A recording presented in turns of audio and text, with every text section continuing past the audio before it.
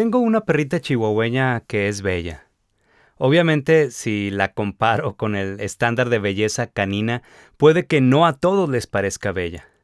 Hay mujeres, incluida mi esposa, que piensan que sus maridos son guapos, pero si nos ven en una fotografía a todos esos maridos juntos, como dicen por ahí, de todos no se hace uno solo de lo que es el estándar de belleza en las revistas, ni de esta época, ni de otras, la verdad. Y nosotros, pues pensamos lo mismo de ellas, de nuestras mujeres. Bueno, pero aclarando, y por nuestro bien, ellas sí lo son. Bromeamos con todo esto, pero la realidad es que es evidente que hay influencias sociales que nos implantan un patrón de belleza a través de la mercadotecnia y la moda. Por ejemplo, el sentido de la belleza de una mujer no es el mismo en los años 50, en los 80 o en nuestros días. Lo mismo sucede con la moda, con los autos, con la arquitectura y con todo aquello en donde se puede jugar con el concepto de lo estético. Hablando de lo estético, debemos recordar que la belleza está fundamentada en la esencia de las cosas. La esencia es algo que no vemos a simple vista, pero que brota a discreción, y eso es lo que le da ese significado de belleza a todo. La sociología de la estética es un lente con el que podemos observar y valorar la belleza. Es importante considerar las condiciones históricas y sociales que se dan alrededor de una obra artística. En otras palabras, la sociología de la estética nos ayuda a distinguir la belleza que hay escondida en las costumbres y hábitos de una determinada sociedad, en un determinado tiempo. Cuando consideramos esta esencia, nuestra percepción cambia y nos permite codificar la belleza que hay en una obra artística. Pero no, pues esa belleza no solo está en el arte. La belleza podemos encontrarla por todos lados. Por ejemplo, un hueso de mamut no es necesariamente así como que bello a los ojos de cualquier infante. Puede ser sorprendente sabiendo a qué animal pertenecía, pero así como que bello, bello, pues no. Pero pregúntale a un biólogo o a un arqueólogo y ellos, entendiendo lo que significa ese fósil, les causará un sentimiento de belleza.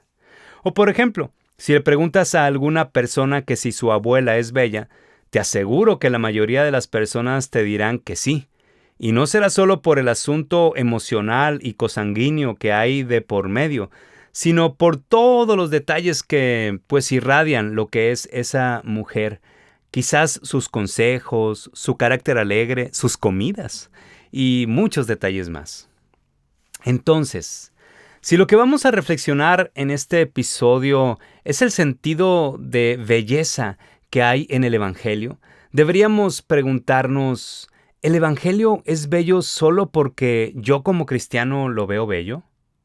La belleza del Evangelio va cambiando con el tiempo de tal modo que es más bello ahorita o fue más bello en el siglo XIX o fue verdaderamente bello cuando Miguel Ángel pintó la Capilla Sixtina. El Evangelio compite y cambia de acuerdo a la zona cultural en la que me encuentro. Y viéndonos todavía más profundos en las implicaciones del Evangelio, si el Evangelio conlleva sufrimiento, ¿puede ser bello algo que es sufrido, algo que duele, algo con lo que se batalla? ¿No debería ser todo lindo a nuestro alrededor? Con respecto a esto último, viene a mi mente la película La vida es bella. Seguramente la has visto. ¿Recuerdas esa manera tan linda en la que un padre se esmera en crearle un ambiente bello y divertido a su hijo, aun cuando están en medio de la guerra y en un campo de concentración? ¿Será eso lo que nuestro Padre Celestial quiere darnos por siempre? Una aparente vida bella y divertida con todo resuelto, sin darnos la oportunidad de crecer y madurar en nuestro carácter? ¿O será más bien que lo que quiere es mostrarnos que en esta vida no todo está resuelto, ni todo será bello? Y lo único excelsamente bello es el amor que hay cuando estamos en su presencia. Un amor que nada ni nadie puede disipar ni destruir. No importa la dificultad más tremenda que podamos imaginar, nada es más. Su palabra dice que ni la muerte nos puede separar de su amor. En su presencia hay amor, en su amor hay seguridad y salvación, y en esa seguridad y salvación nadie nos puede robar el gozo. Y todo esto, su amor, su presencia, la seguridad y el gozo que produce estar a su lado, todo esto y muchas cosas más hacen al Evangelio bello. Sí, el Evangelio es bello y su belleza produce alegría, pero no una alegría pasajera como la que pues da la belleza de una imagen que es bella según el momento histórico que se vive, sino una alegría tras alegría, esa que la Biblia la describe como un gozo eterno. Sin ni siquiera conocer cara a cara aún a Dios, podemos decir que Dios es bello. Su gloria reflejada a través de Cristo en sus hechos al pisar esta tierra, en su carácter, en su amor comprometido, en su muerte y resurrección para acercarnos al Padre. Todo eso es el Evangelio. En todo eso que es el Evangelio, entonces el Evangelio es bello porque Cristo es Dios y Dios es bello. Si llevásemos en mente siempre esto, nos bastaría su presencia para vivir en su belleza a pesar de los momentos más oscuros y desafiantes que enfrentemos. El Evangelio no necesita embellecerse con nada, ni con luces, ni grandes plataformas, ni con ninguna obra artística que esté de moda o sea relevante en un tiempo determinado de la historia, ni con palabras bonitas e inspiradoras, ni con aisladas obras de caridad, ni con grandes movimientos altruistas. Ninguna actividad o intención humana puede embellecer el Evangelio. El Evangelio es por sí solo bello, porque Cristo es Dios y Dios es bello.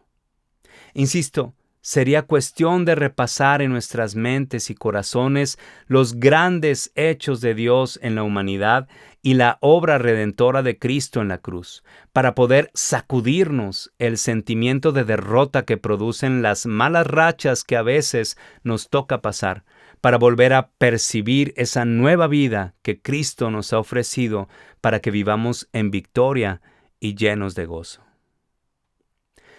De alguna manera, este sentimiento que produce reflexionar de esta manera sobre la belleza del Evangelio es lo que quiso transmitir Habacuc en su época, en medio del momento crítico que ya hemos repasado en los 5 episodios pasados.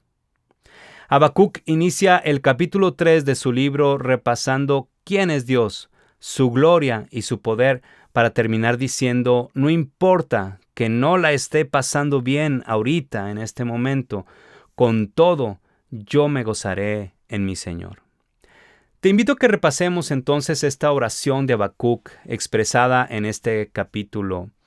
Y bueno, primero veamos cómo en el versículo 1 es importante recordar que esta parte de Habacuc, esta parte de este capítulo 3 de Habacuc, es un poema. Es un canto, una oración cantada en forma de poema. Entonces debemos de considerar que su lenguaje pues es un lenguaje figurado. También debemos resaltar que en los 2 capítulos anteriores vimos a un Habacuc con una iniciativa muy humana, preocupado por los judíos ante la inminente invasión de los caldeos. Desesperado porque el pueblo judío no atendió los mandatos de Dios. Él se veía imposibilitado de poder hacer algo. Y a partir de ahora, veremos a un Habacuc que ha dejado a un lado sus ganas por resolver las cosas humanamente, y entonces se dispone a orar para reconocer la grandeza de Dios y para confiar en Él como el supremo por sobre todas las cosas. Dicho sea de paso, aquí encontramos una primera enseñanza para nosotros. ¿Qué tanto queremos resolver las cosas solo desde nuestra humanidad sin orar a Dios, reconociendo su grandeza y supremacía? Con esto no quiero decir que estamos de brazos cruzados o que estemos de brazos cruzados como sus hijos. No, como cristianos debemos tener una fe proactiva. De ninguna manera una fe solo contemplativa, pero precisamente una fe proactiva es aquella que reconoce la supremacía de Cristo sobre su vida. Veamos ahora lo que sucede en esos versículos del 2 al 9. No vamos a leer todos los versículos por cuestión de tiempo para hacer más ligero este podcast, pero veremos algunos de estos versículos. Ahora veamos lo que sucedió o lo que comenta en esos versículos del 2. Incluso es hasta como el versículo 15. En estos versículos vemos cómo Habacuc repasa la gran fama que tenía Dios como ese Dios todopoderoso, ese Dios que se había dado a conocer desde los tiempos de Abraham y de Moisés. Así empieza este poema hecho canción, declarando la grandeza de Dios. Ya anteriormente, en el episodio 4 de esta serie de Habacuc, vimos cómo Habacuc había hecho un alto para escuchar la voz de Dios. Ahora hace un alto para cantarle de esta manera. Habacuc no solo escuchó a Dios, sino que descansó en Él al punto de tomarse tiempo para adorarle aún en medio de las circunstancias difíciles. En el versículo 11 dice, el sol y la luna se detuvieron en su lugar, a la luz de tus saetas anduvieron y al resplandor de tu fulgente lanza. Cuando aquí dice el sol y la luna se detuvieron en su lugar, este evento nos señala a Josué. En el libro de Josué, en el capítulo 10, versículo 13, se menciona que el sol se detuvo y la luna se paró hasta que la gente se hubo vengado de sus enemigos. El relato se refería al conflicto en el cual Josué y los israelitas combatieron contra los 5 reyes de los amorreos. Ahí volvemos a ver de una manera poética cómo Habacuc sigue recordando los grandes hechos de Dios sobre el pueblo de Israel. En el versículo 13 que dice, saliste para socorrer a tu pueblo, para socorrer a tu ungido, traspasaste la cabeza de la casa del impío, descubriendo el cimiento hasta la roca. Algunos piensan que cuando menciona aquí a tu ungido, esta palabra puede referirse a Israel, y de hecho algunas versiones traducen a tu pueblo. Otros creen que el escritor se refería al Mesías. Podemos entonces nosotros pensar que para Habacuc era el pueblo de Israel, y para nosotros, ya con la vista panorámica del Evangelio, podemos pensar en Cristo. El punto es que cuando aquí se menciona al ungido, según los que saben, la música alcanzaba un momento especial que pues llevaba a la reflexión. Podemos entonces reducir que estas palabras constituían una alabanza a Dios por la salvación que Él había logrado para el pueblo de Israel. Les liberó de la esclavitud de la tierra de Egipto por medio de Moisés y les llevó a la tierra prometida por medio de Josué. Todos estos fueron hechos portentosos de Dios, y Habacuc podía ver cómo Dios había cumplido sus promesas y eso podía llevarlo a confiar nuevamente en Dios, aun cuando en ese momento el mundo le parecía al revés. Nosotros también podemos y debemos confiar en Dios, sobre todo cuando podemos echar un vistazo a todas las grandes cosas que ha hecho por nosotros. Nada nos debe asustar, ni esta pandemia que no se le ve fin, ni los problemas que han surgido con esta pandemia. Versículo 16 dice, oí, y se conmovieron mis entrañas a la voz, temblaron mis labios, pudrición entró en mis huesos, y dentro de mí me estremecí. Si bien estaré quieto en el día de la angustia, cuando suba al pueblo el que lo invadirá con sus tropas. ¿Has sentido alguna vez esa sensación en la boca del estómago cuando se está enfrentando a alguna crisis? O cuando se tiene que enfrentar en nuestras vidas, que tenemos que enfrentar en nuestras vidas alguna situación de gran emergencia. Esto fue la experiencia de Habacuc. Después de haber exaltado a Dios por su grandeza, regresa a percibir la realidad que le estaba aconteciendo. Él dijo, oí y se conmovieron mis entrañas. A la voz temblaron mis labios. Él estaba tan atemorizado que no podía ni hablar, no podía hacerse escuchar. Creo que todos hemos pasado por algo parecido. Habacuc estaba tan asustado que se estremecieron sus entrañas. Y luego dijo: pudrición entró en mis huesos, y dentro de mí me estremecí.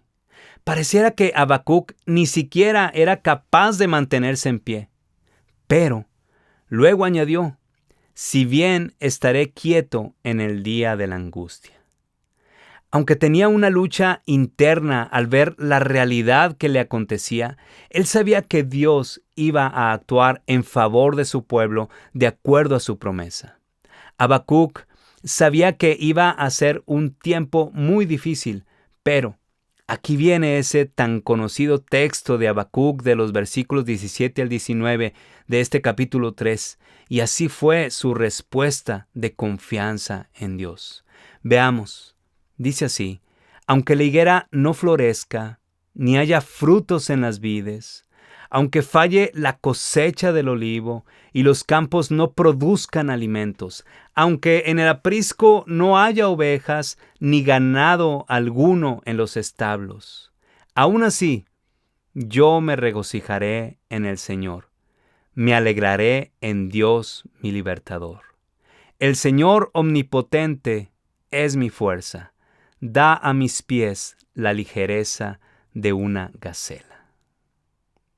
¿Cómo ves?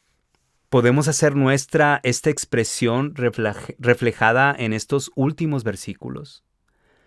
Sin ninguna postura de conformismo, más bien con toda una actitud de contentamiento, entendiendo como decíamos casi al principio de este episodio, que entendemos claramente que la vida no es bella en el momento en el que tenemos todo resuelto, sino que es bella porque tenemos la presencia de Dios en nuestras vidas. Y con eso tenemos su amor. Y su amor nos produce gozo. Y el gozo es una reacción de la apreciación de la belleza que encontramos en Cristo. Dios nos quiere hacer caminar en las alturas. Pero no esas alturas relacionadas con la actitud de una persona que deposita toda su confianza en el dinero, sino las verdaderas alturas que se encuentran cuando sabemos apreciar que el reino de los cielos se ha acercado a nosotros. Y entonces ya no somos de los que ven el mundo desde el triunfo que se percibe en el penthouse de un edificio ejecutivo en Nueva York, sino de ese que se vislumbra al estar postrado ante Dios, adorándole por la eternidad. ¿Cómo ves? ¿Qué tal si en lugar de renegar por lo que nos pasa, dejamos a un lado la manera tan soberbia de querer estar resolviendo el mundo desde una perspectiva humana solamente, y en vez de eso, reconocemos su grandeza orando a Él y alabándole? Oremos así. Dios, te damos muchas gracias porque a través de este libro de Habacuc nos hemos dado cuenta que aún en la adversidad debemos de estar confiando en ti. Debemos recordar que el justo por la fe vivirá. Debemos recordar que tenemos que estar alegres aún en las circunstancias más difíciles, Señor. Y debemos recordar que debemos vivir en santidad, alejándonos del pecado. Te ruego, Señor, en el nombre de Cristo, que nos ayudes a vivir vidas plenas, a entender que la vida es bella porque Cristo es bello y Él está con nosotros. La vida no es bella por lo que poseemos, la vida no es bella por lo que está a nuestro alrededor, la vida no es bella porque tenemos las cosas resueltas, Señor, sino la vida es bella porque te tenemos a ti. Cristo, queremos decirte en esta oración que tú eres suficiente para nuestras vidas. Ayúdanos a percibir la belleza que hay en el Evangelio. Ayúdanos a percibir la belleza que hay en el sufrimiento, la belleza que hay en la obediencia, la belleza que hay en el sometimiento a ti, la belleza que hay estando adorándote y glorificándote a ti. Permítenos avanzar en nuestra vida cristiana y seguir firmes, esperando ese día glorioso en el que podremos verte a ti cara a cara. Pero mientras tanto, Señor, aquí, en estos momentos en los que estamos atribulados a veces, con angustia, con ansiedad por las cosas tan difíciles que vivimos, que tú nos permitas, Señor, encontrar en ti, Señor, ese socorro, que encontrar en ti esa salvación, que encontrar en ti esa seguridad, Señor, que podemos vivir, Señor, plenamente. Y ayúdanos a vivir vidas con gozo, no vidas tristes, sino vidas en plenitud de gozo, sabiendo que tú estás alrededor de nosotros, protegiendo y guardando nuestras vidas. Nos ponemos en tus manos, Señor. Guárdanos, Señor, y que nada nos estremezca, Señor. Que nada de esas cosas que de repente aparecen, Señor, como un temblor repentino, como cualquier cosa que no nos imaginamos que van a suceder en nuestra ciudad, Señor. Que nada de esas cosas que de repente aparecen nos sorprendan, sino que estemos confiando en ti, dándote a ti la alabanza, dándote a ti la gloria, Señor. Te ruego, Señor, por todos estos amigos que escuchan este podcast. Bendíceles a ellos y a sus familias y guarda mi vida y la de mi familia, Señor. Que tu obra, Señor, siga creciendo y extendiéndose en medio de nosotros. A ti será alabanza por siempre, Señor. Amén. Gracias por escuchar este podcast y gracias a todos aquellos que pudieron seguir toda esta serie de Habacuc. Si tú no tuviste la oportunidad de escuchar todos estos episodios, yo te invito a que los escuches y puedas empaparte de toda esta enseñanza que hay en este libro de Habacuc. Bueno, que Dios les bendiga y que sigan teniendo una excelente semana. Hasta pronto.